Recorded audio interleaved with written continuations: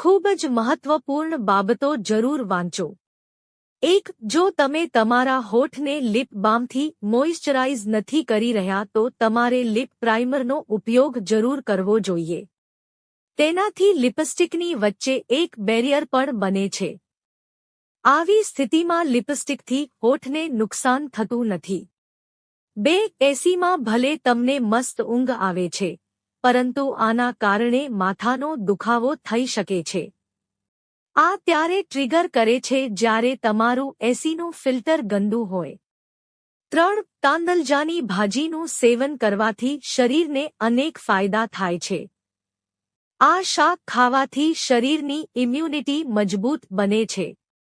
આ ઉપરાંત તાંદલજાની ભાજી આંખોનું તેજ વધારવામાં, વજન ઘટાડવામાં, અનીમિયાની કમી દૂર કરવામાં, હાર્ટ એટેકનું જોખમ ઘટાડવામાં, હાડકાને મજબૂત બનાવવામાં તથા પાચનતંત્રને મજબૂત બનાવવાનું કામ કરે છે। 4. તાંદલજાની ભાજીમાં હાજર કેલ્શિયમ હાડકાં મજબૂત બનાવે છે। આ ઉપરાંત હાડકાની ડેન્સિટી પણ વધારે છે। તાંદલજાની ભાજીનું શાક ખાવાથી હાડકાને લગતી બીમારીઓમાં રાહત મળે છે। 5. સંતરા, દ્રાક્ષ અને કીવી જેવા ખાતા ફળમાં સિટ્રિક એસિડ હોય છે। આ ફળ ખાલી પેટ ખાવાથી ગેસ થાય છે અને ગેસ હોય ત્યારે પણ આ ફળ ખાવા નહીં। 6. જો તમારા શરીરમાં પ્રોટીનની ઉણપ છે, તો તેને પૂરી અડદની દાળ ઉત્તમ સ્ત્રોત બની શકે છે। 7. જો શરીરમાં પ્રોટીનની ઉણપ હોય ત્યારે અડદની દાળ ખાવાની સલાહ આપવામાં આવે છે। આ કઠોળના સેવનથી પ્રોટીનની ઉણપ પૂરી થાય છે। 8. અપૂરતી ઊંઘ તમારી યાદશક્તિમાં પણ ઘટાડો કરે છે। દિવસ દરમિયાન વસ્તુઓ ભૂલી જવાય છે જે પરિણામે તમારા તણાવમાં પણ વધારો કરે છે। 9. ઊંઘના અભાવથી ભૂખ વધુ લાગે છે અને અનિયમિત સમય ખોરાક લેવાથી પાચન સંબંધિત સમસ્યાઓ પણ થાય છે સાથે વજન પણ વધી શકે છે।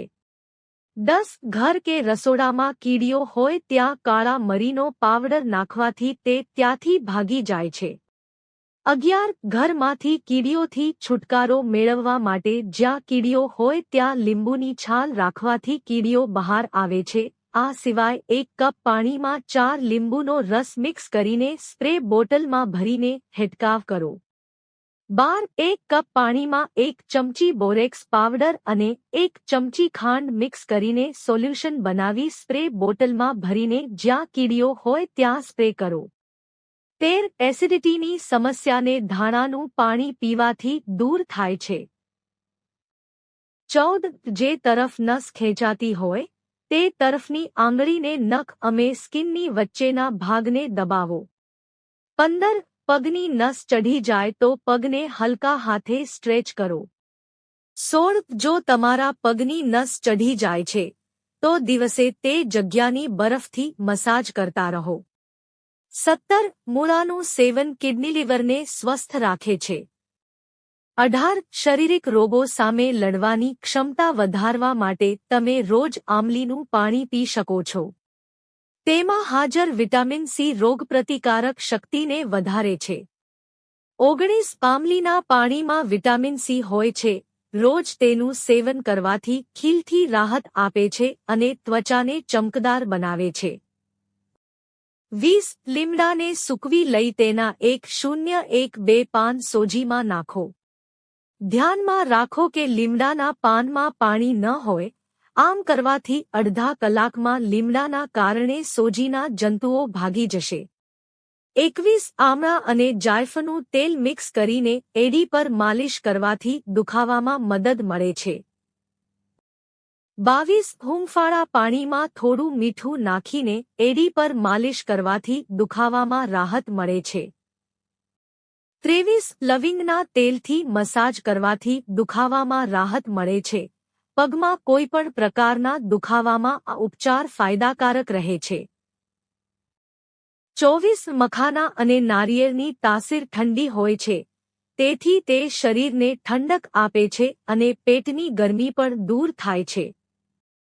25. ડુંગળી સાથે ક્યારેય દહીંનું સેવન ન કરવું જોઈએ।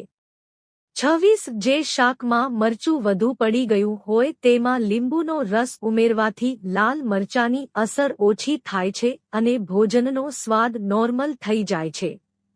27 તરબૂચમાં ફાઇબર સારી માત્રામાં જોવા મળે છે.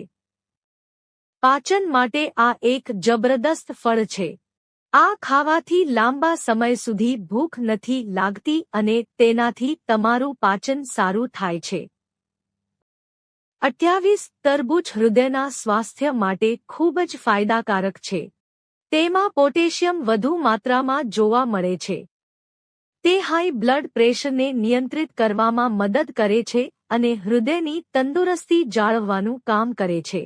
29 શરીરની નસોની સફાઈ માટે ખાટા ફળનું સેવન કરી શકાય છે. કારણ કે સિટ્રસ ફ્રૂટ્સમાં ફ્લેવોનોઇડ્સ જોવા મળે છે, જે નસોને મજબૂત બનાવવાની સાથે જ નસોમાં રહેલી ગંદકીને પણ સાફ કરે છે. 30 મૂળાથી બ્લડ સુગરની માત્રા ઓછી થાય છે. જો તમને આ વિડિયો ગમ્યો હોય તો લાઇક કરો, મિત્રો સાથે શેર કરો અને ચેનલને સબસ્ક્રાઇબ કરો. ધન્યવાદ.